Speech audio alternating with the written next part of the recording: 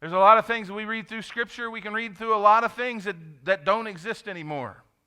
But I want to tell you that there is one that is the same yesterday, today, and forever, and He is Jesus Christ, and He is the one that has come to this world to die a horrible death on the cross, and His blood be shed, and His body be broken, Him to be buried for 3 days and resurrected on that third day, all so that we could be set free from our sins. He has died for us. And there is nothing better. You know, in the end, that's the ultimate promise, isn't it? We've got a lot of promises to help us get through. We got a lot of promises. God gave a bunch of promises to the Jews, and Kristen pointed out, but hey, just so you know, we are grafted into the promise that God gave to the Jews through the blood of Jesus Christ. And so tonight, I want to talk to you about passing through to the promise.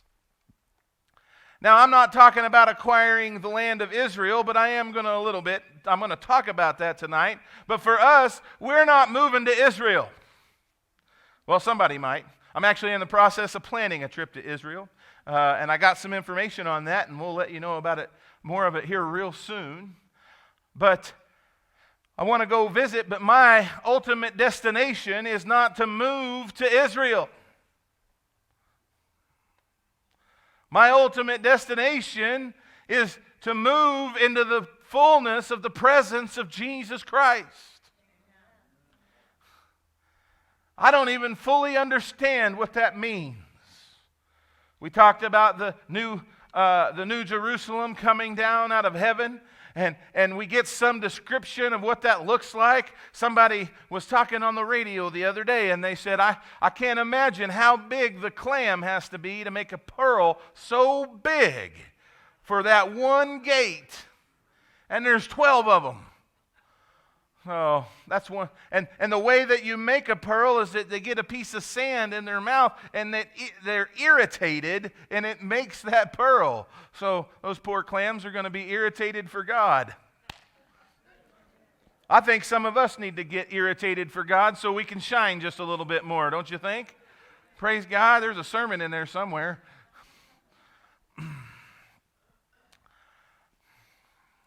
But, you know, I guess over the years, I've watched so many people preach revivals, and I grew up under a pastor that every sermon he preached was just powerful and on fire, and I just love the way that these men preach, and I've heard a few women preach the fire right out of heaven of the Holy Spirit, and I just love it, and that's just always been the style of preaching for me. And you know, I've gotten letters in the mail, not here yet.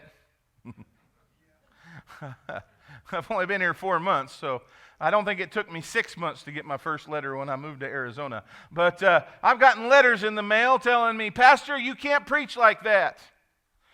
All you do is you get up and preach, and you tell people that they need to get their life right all the time. Where's the love?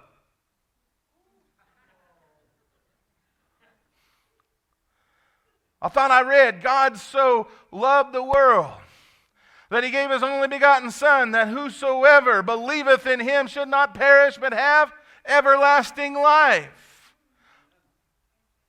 And if we don't believe in Him, and if I have the promise of Jesus Christ in my life, how much do I have to not love you, to not share Jesus with you and tell you what He expects from your life?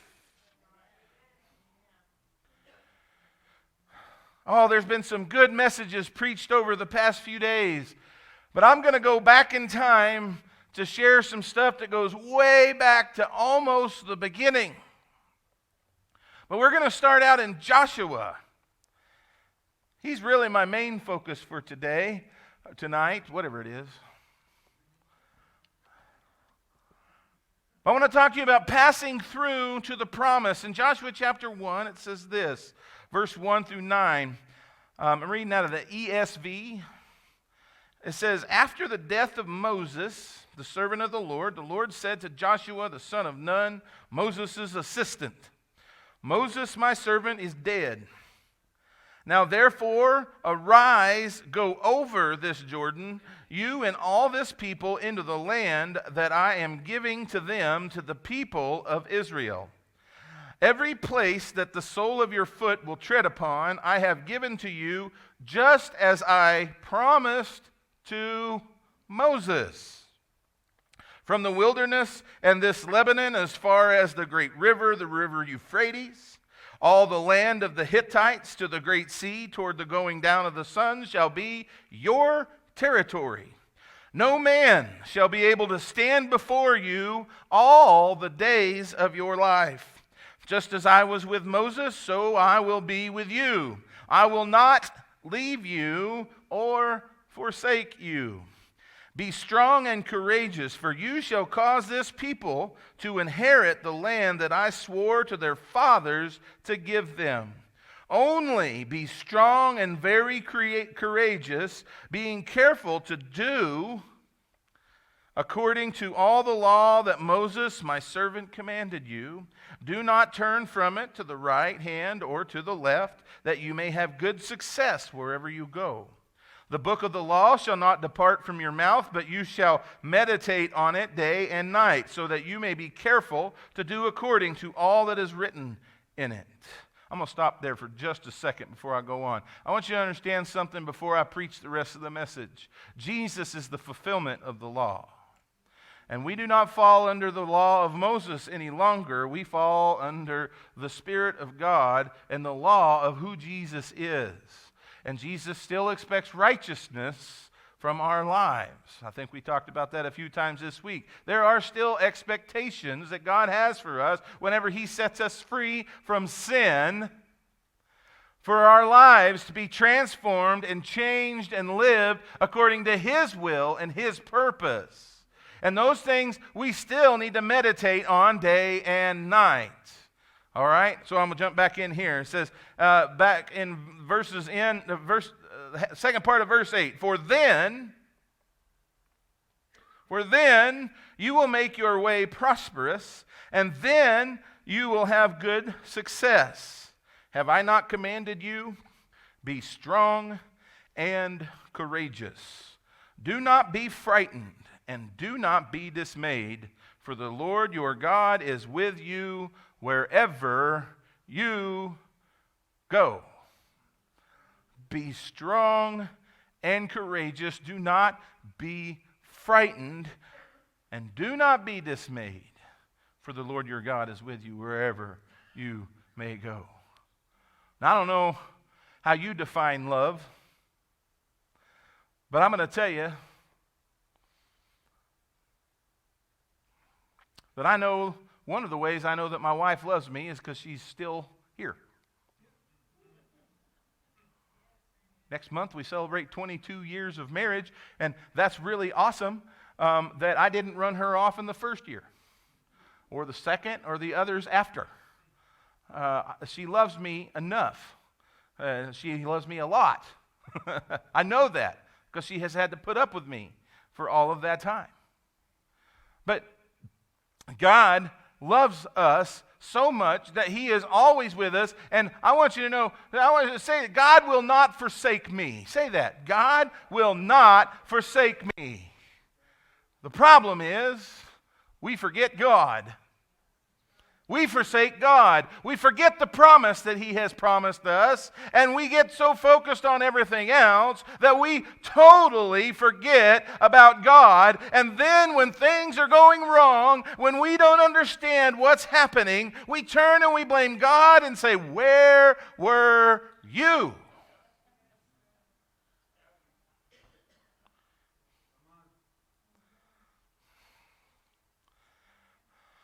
That's another sermon.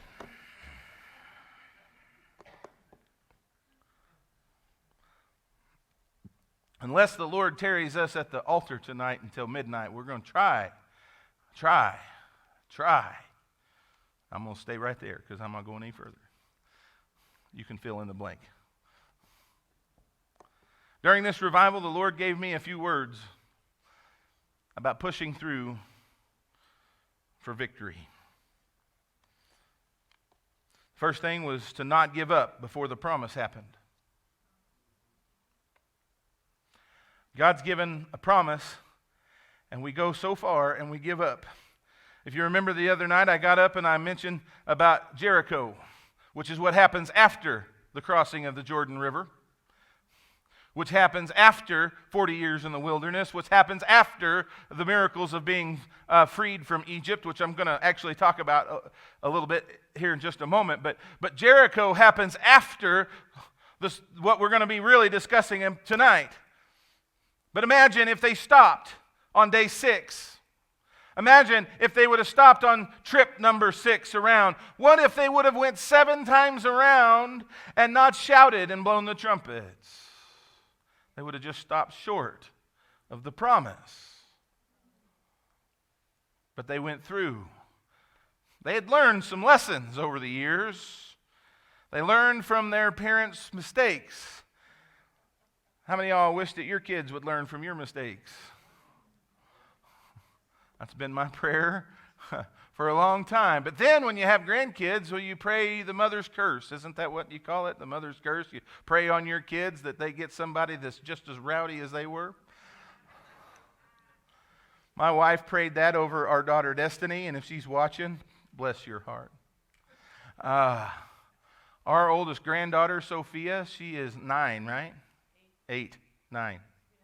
She'll be 9 in February. She's almost 9.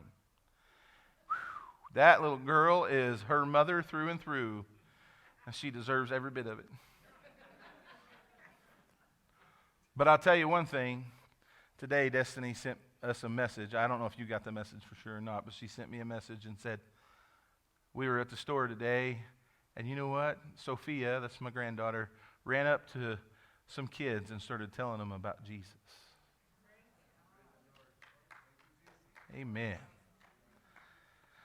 So she can have some attitude as long as her attitude still focuses on Jesus. Praise God. Oh, but what if we give up? We miss out on the promise. I have found that God tends to use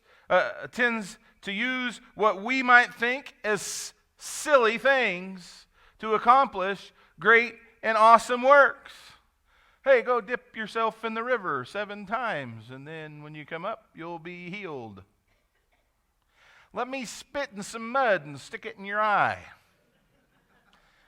If the preacher ever does that, I don't know if I'm going to go with it or not, but because one time he just spit in his eye, another one he spit in mud and stuck it in his eye, and who has the audacity to walk up and say, just get up and walk?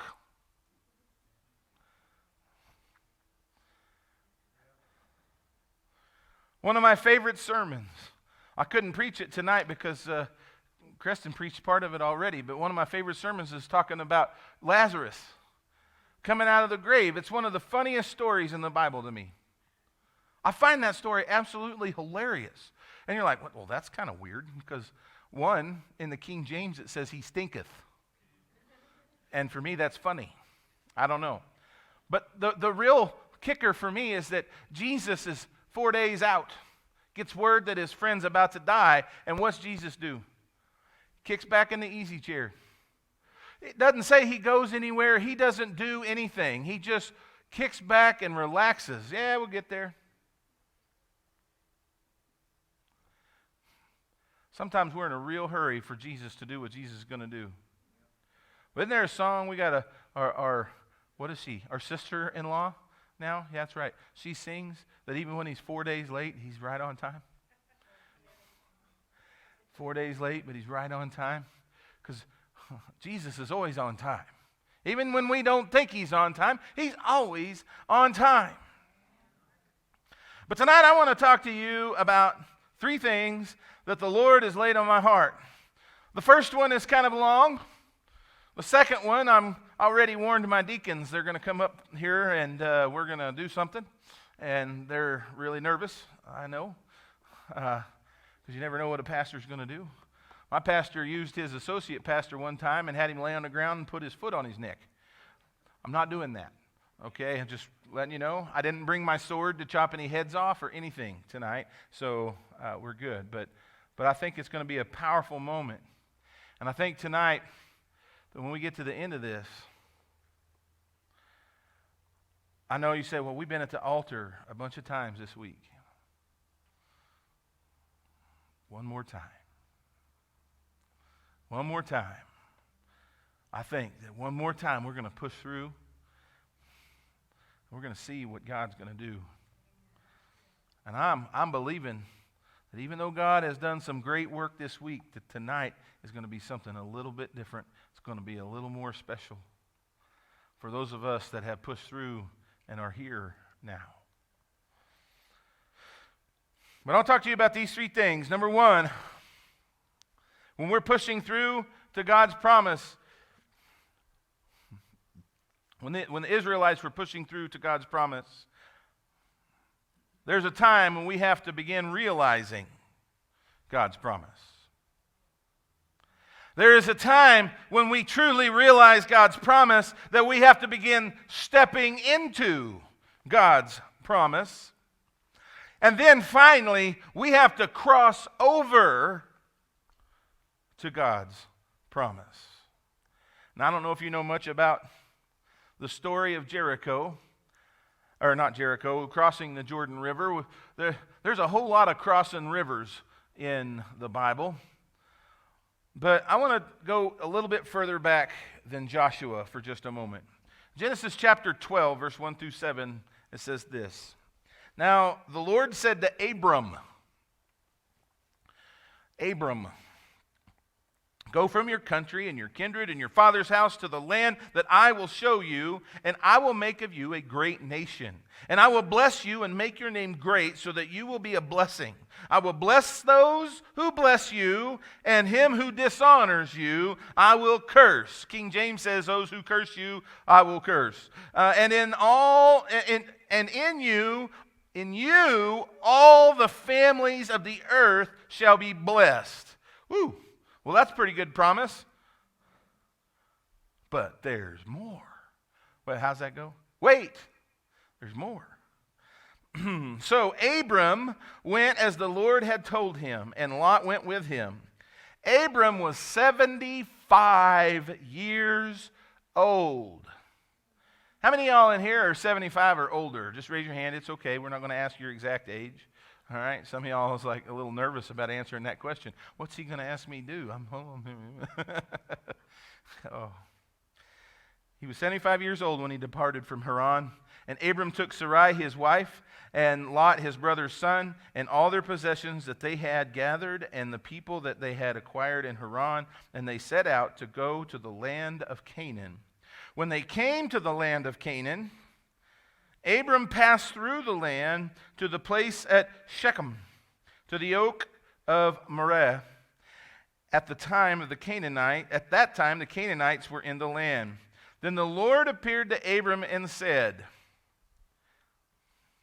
to your offspring I will give this land.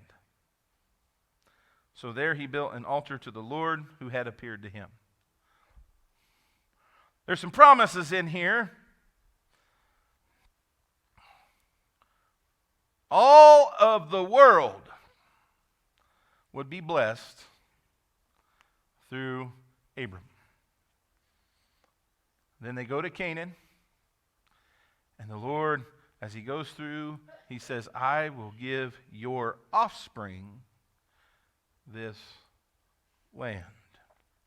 Before Abram was called Abraham, which most people know him by, at 75 years old, God gave Abram a promise. I will make of you a great nation. I will bless those that bless you and curse those that curse you. Through you, all the families of the earth shall be blessed. And Abram, you see that land over there where those Canaanites are? That's what I'm going to give to your descendants. Sounds like a pretty good gig.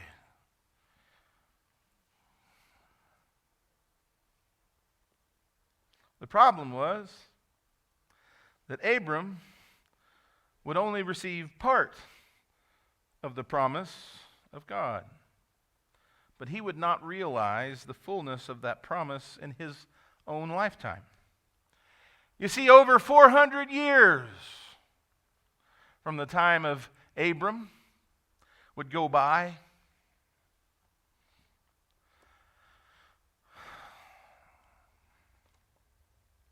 his entire family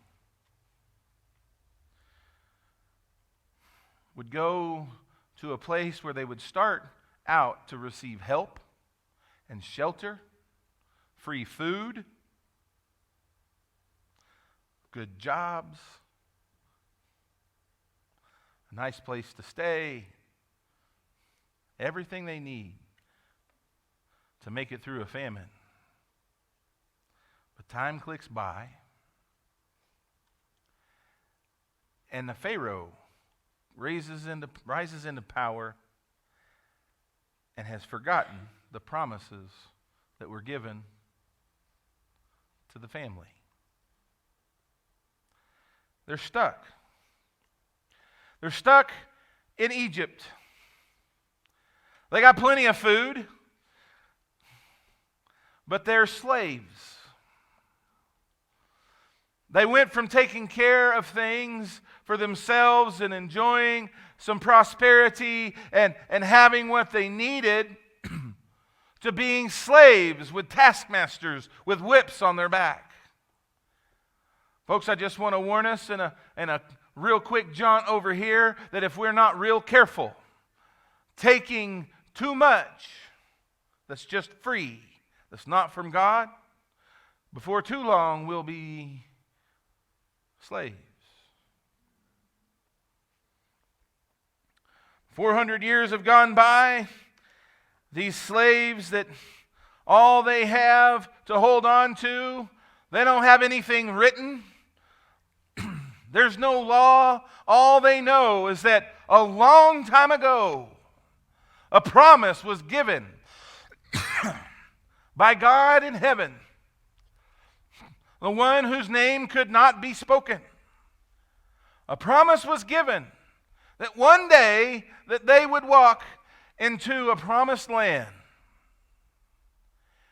But they didn't know how to receive it. So the only thing they could do was pray. So they began to pray and they began to cry out to God, Lord, save us, help us, deliver us, send us a deliverer. And so Moses shows up on the scene. How many of y'all remember how old Moses was when he showed up? We thought that Abram was 75. How old was Moses? 80. 80 years old. He was kicked back in his easy chair. All he had to do was tend some sheep. He'd already lived his younger years at 40 years old. He was out of that city scene. He was ready to go into the wilderness and sit by the lake and fish. Come on. He was living his retirement. He had a wife and a son, and he's doing well. But curiosity got the best of him as he saw something on the top of a mountain, and he goes and has a conversation with God.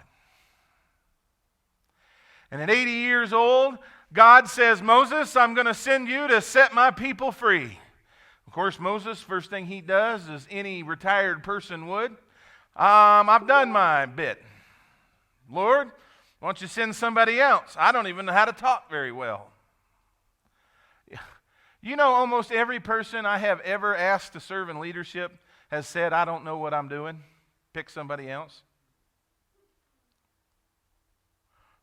I'll tell you a little secret. I don't know what I'm doing either. I got a lot of experience at not knowing what I'm doing. Praise God. All I can do is trust in God every day. Read the Word, believe on Him, and go forward and do what He tells me to do. Because if I follow Him and I push through, and then maybe, just maybe, if I push through, I will realize the promise. So Moses goes, and we know the story. Let my people go. You know, in the voice of Charlton Heston. And actually, we know Aaron did most of the speaking, but still, long story longer, here we go. And finally, after some plagues and some death and some Passover and all of the stuff that came from that time, wouldn't you know it, there wasn't a griping person in the whole crowd.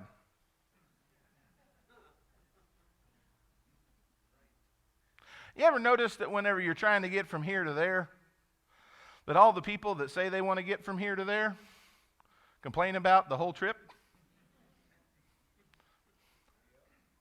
We went to New York one time. We were in the car for about 3 hours. We there yet? We there? When are we going to get there? Oh, how long is it going to take us? Come on. Oh, I'm hungry.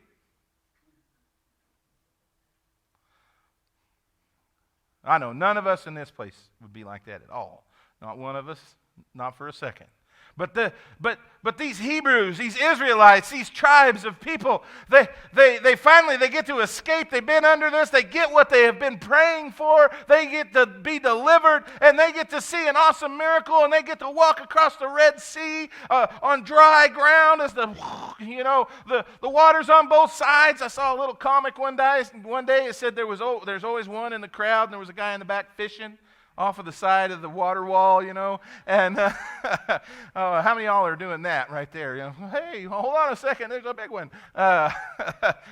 Moses is like, come on, guys, let's get over here. They cross through, they build their monument, and then it's time to go, and then they have this encounter with God at Mount Zion. Moses goes up, and he's having a conversation with God, and he comes back down, and he's like, I've got a law for you, but then he sees how dumb they've been. I don't know, I think it's another one of those comical stories in the Bible. You ever thought about this? Moses is only gone for, 40 days? He comes back down, and Aaron has went around because people are getting gripey. Nobody ever likes to wait for anything. Yeah, we say we're in the fast food generation. McDonald's is not even mentioned in the Bible, but the Israelites were just as impatient as the rest of us. And here is Aaron, and he collects all this gold, and he builds a golden calf for them to worship. They got God on the mountain right beside him, and they can hear the thunderings of God. They can hear him speaking to Moses. They can hear and they can see what is going on. They're scared to death already. They don't even want to go near the mountain or they're going to die and all of this. And they're like, well, yeah, but even though all that's going on, we still need something to worship. Moses shows up, and he was the first guy to ever break all 10 commandments at the same time. Threw those tablets down on the ground. What is wrong with you people? Come on, folks. And he says, Aaron, what is this? And Aaron has the audacity. Have you ever read this? Go into Exodus, read this. And he says, I don't know. We threw the gold in there, and this calf just jumped out.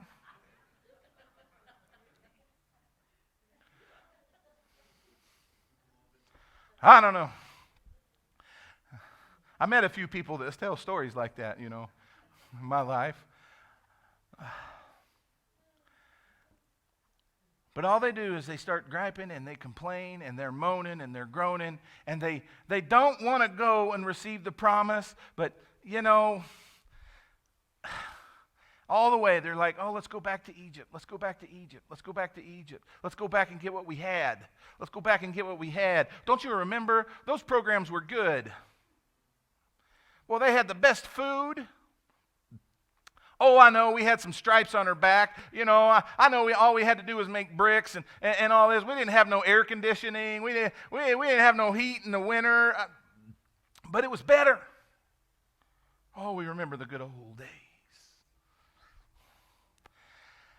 But here,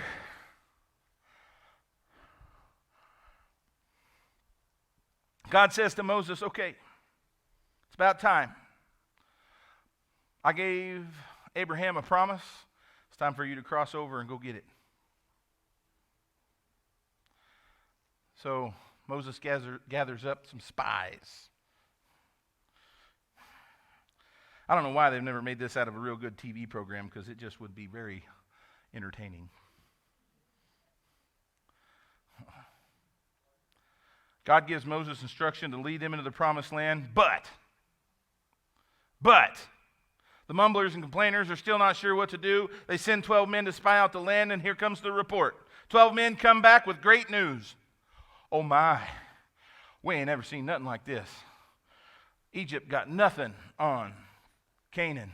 This place is flowing with milk and honey. They come back with a bushel of grapes that's so big that one of the bundles of grapes is so heavy they got two guys carrying it on a stick. And you ever seen those giant grapes that'll fit in the palm of your hand? I can only imagine how big those things were, them coming out of Canaan. And flowing with milk and honey. Oh, hallelujah. Such a wonderful place to go. But you ever met somebody at church that's got an excuse for everything? Or I say you met them at church, but you probably saw them at church at some point in time, but now they miss, and you're like, where are you at? Well, I had a ball game to watch, and I had to this, and I had to that, and I had every other excuse. I'll catch it online. Hi, guys online. How are you doing? They got every excuse to not do it. Out of 12 guys, 10 of them. Oh, you don't even know. Well, that's where those really big giants live. And they're big. Because we're like grasshoppers compared to those guys. They're enormous. It may look good. We got no hope. But there was a fellow by the name of Caleb that says, oh, yeah, if God is the one sending us, then we can go. You ever felt all alone like that, where you knew that God was leading you in a direction? You knew that God was trying to take the church somewhere, but nobody else wanted to jump on board the train? I've been there.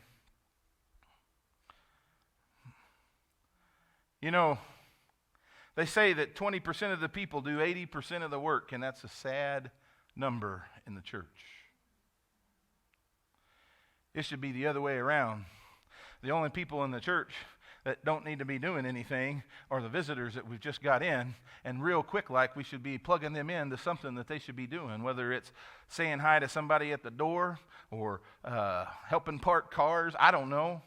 They can hold a sign outside. We haven't ordered those yet. That's coming.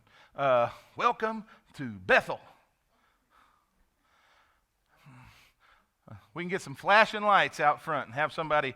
I used to help guide airplanes in. We can just stand on the side of the road and start doing this. We got to get some people plugged in and doing stuff for God. They don't got to be big. They don't all have to teach a Sunday school class. Oh, my goodness, don't ever put somebody that just got saved teaching a Sunday school class. Oh, wow, you're going to get the craziest stuff you ever heard. But there's still something for them to do. Have them move some chairs around or hand out a flyer or something. Get them plugged in. But the rest of us should have already known what we were doing. The rest of us should be there cheering them on and helping them and building them up and building each other up and taking care of one another. Oh, but no. The only ones that stood up were Joshua and Caleb. And they said, oh, we can do it. But they lost out. I'm getting there. About ready to land this plane. You said, but that's just the first point. I know. I told you the last two are a little shorter. A little. They rejected God. They rejected Moses. They asked for a new leader. They wanted to throw the pastor out of the church. How dare he tell us we're supposed to do this? How can he say that we should go on over to the promised land whenever there are giants over there? He doesn't know what he's talking about. Oh, he can tell us how pretty it is. He can tell us the milk and honey story all day long. He can show us the grapes. He can do all the stuff, but we don't care because we want to go back to Egypt where we know it was safe. And they reject God. They reject the leadership. They reject everything that has been promised to them. And they don't get to realize the promise. And for 40 years, they wander around in the desert.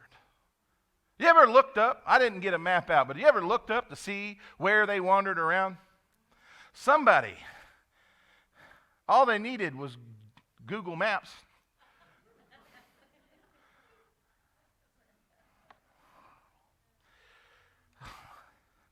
They were like a day's journey from being where they needed to be all the time.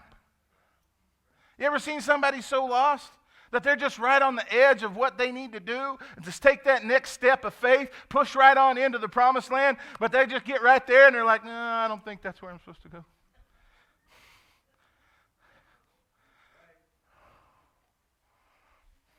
And after 40 years of wandering in the wilderness, one of the things that God had told them was that all of those that had rejected him, all of those that had saw the miracles, all of those that had experienced crossing now this was the adults, okay, not the kids. All those that had experienced crossing over the Red Sea on dry land, all those had seen what had happened in Egypt and experienced the plagues and experienced the Passover and all that. All of them, before the Israelites would ever cross over in the promised land, they were all going to be dead, save two guys. The two that trusted God had wanted to go forward. In the end, even Moses didn't make it. He got to see the promised land, but he didn't make it through. 40 years goes by, and all they got is the stories of how much their parents messed up, what their grandparents did. Could you imagine sitting around the dinner table? I wish we'd have just obeyed God in the first place. Would have made things a little easier. If we'd have just crossed over then, we'd be eating that milk and honey. And now we know we'll never see it. So kids, I want you to know.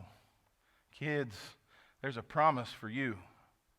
There's a great future for our kids. Should the Lord tarry, if we will hold on to the promise and push through, we can take them right in to the promise of God. The kids listened. When Joshua told them it was time to take what the Lord had promised, in Joshua chapter 1, verse 16, it said they answered Joshua. He's talking to the kids because everybody else is done dead. He's talking to the kids, and they say to Joshua in verse 16, all that you have commanded us, we will do. And wherever you send us, we will go. Woo. They finally began realizing God's promise. Brother, will you play the music for me? Deacons, could you come up here to the front row for just a moment? I'm going to preach to these deacons for just a minute. You guys okay with that? Oh, this is for everybody, but if you guys would just come up here and sit together for a moment, I'm going to have something for you to do in just a minute. But part of this is going to be for them.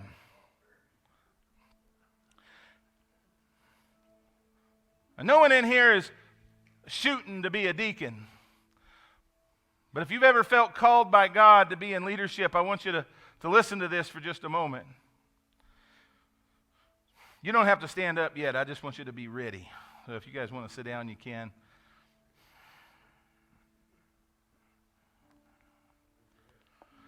Number 2, stepping into God's promise.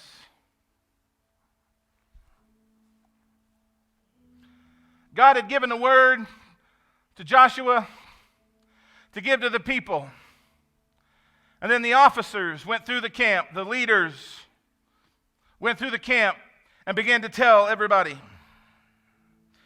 Joshua chapter 3 verse 2, it says, at the end of 3 days the officers went through the camp and commanded the people, as soon as you see the ark of the covenant of the Lord your God being carried by the Levitical priests. I'm gonna take those two words out for just a second. I want to exchange a word. As soon as you see the ark of the covenant of the Lord your God being carried by the deacons, then you shall set out from your place and follow it. Yet there shall be a distance between you and it, about 2,000 cubits in length. We don't have 2,000 cubits here right now, okay? Just want you to know that. Do not come near it. in order that you may know the way you shall go, for you have not passed this way before. Lord's got something new for us. Verse 5, then Joshua said to the people, consecrate yourselves, for tomorrow the Lord will do wonders among you. And Joshua said to the priests, deacons, take up the ark of the covenant. Getting ahead of myself. Take up the ark of the covenant and pass on before the people. So they took up the ark of the covenant and went before the people. The Lord said to Joshua, they had no idea what was going on. They did not know what was getting ready to happen. All they knew is they were supposed to pick up the ark and start going. And then the Lord gave the instructions. The Lord said to Joshua, verse 7, today I will begin to exalt you in the sight of all Israel, that they may know that as I was with Moses, so I will be with you. And as for you, command the priests who bear the ark of the covenant, when you come to the brink of the waters of the Jordan, you shall stand still in the Jordan. God gives instructions for the priests. He says, take the ark of the covenant and step into the waters. Then and only then will the waters of that river stop flowing and dry ground will appear so the rest of Israel can cross over. Not only that, you must stay standing in the middle of the riverbed until they have all passed by. And then you can come out. This was the instructions given to the priest to carry the ark of the covenant. Oh, by the way, the Jordan River at this time was in the middle of monsoon season, and the banks were overflowing. When God does a miracle, God does a miracle. No one wants to get confused to think that maybe they were able to hop, skip, and jump over the river. I don't know how hard this river has ever flown through town, but I have been next to the Mississippi River. And when the floods come down the Mississippi, you do not get near it, or it will take you and fling you down the river, never to be seen again. You can probably pop out the bottom of Louisiana. It's tough. It's strong. The river has power. And when it's overflowing, it's worse than ever before. It does damage. It floods. It destroys. And God says, you're going to step out into the water. And when you step out, the water is going to stop. These priests had to be committed to the cause of God. These priests had to have endurance to hold on to the ark while the whole population of Grand Junction would pass through. Or the people of Bethel Assembly of God would pass through. Listen to me, deacons. You're the ones called by God as part of the priesthood of the church. I'm the Joshua. I'm not looking to be lifted up. That's not what I'm after. But I'm the Joshua. I'm the pastor that follows the call of God. You are the ones that hold the ark of the church. You hold this church in your hand. You are the ones that make the decisions of the going forth of the church. Everybody comes to you. Well, they come to me too. But they come to you. They know you. They know that you're the deacons. They know that you've been called. Hey, typically, if they want to get something done, they go right past me, straight to you. It's the truth. But it's you. I'm the pastor. You're the ones that hold the ark of this covenant. You are the ones that must step out first. You are the ones that must hold on tight to the promise of God. You are the ones that the people must see standing in the midst of the river, standing in the midst of the trial. You must be the one standing in the midst of whatever the devil may throw at us, and you must stand strong and endure until all have passed through on your watch. You are the leaders. You must step out first. Deacons, will you step out? Will you stand if you can? But I just wanted to have you guys, if you would, just spread out here in the front. Maybe there's 5 of you, so it's kind of weird, but have 2 of you stand on one side and 3 of you stand side by side, kind of facing each other, side by side, in between these 2 altars, would you please? I think I've got you guys all kinds of confused. That'll work right there. Will you get your feet wet? Now, to the best of your ability, even if you just got to do this, will you lift your hands to heaven? And I don't want you to let them fall. Don't do it yet, because I want to give you as much time as I can, because I'm going to preach to these people for just a second. But I want you to lift your hands in just a moment, and I want you to hold on to the end and show the people that they can pass through on the promise. I want to have you, will you 2 guys just kind of scoot over there towards that altar there, and then the 2 of you guys scoot up close to that altar there. There we go. And that way people can pass through and by you. That's what I want to see. So in just a moment, I'm going to ask you to just lift your hands to heaven. As the people are going to come and they're going to answer this altar call, and they're going to cross through into the promise of God. Well, what's the promise of God? Well, it's my understanding that God has called this church into revival. That God has called this church into outreach into this community and to see people saved. That God has called this church to be filled with people that are hungry for God. God has called out for lost souls to be saved. God has called out for workers. God has said that the harvest is plentiful, but the workers are few, and you are the workers. And it's time to cross over from where you are. If you've been a mumbler and a complainer, I don't care. It's time to leave it behind and cross over. It doesn't matter how deep the water is, because the ark is in the midst of the river. And whenever the ark hit the river, when the feet of the priest hit the river stopped. And they walked across on dry land.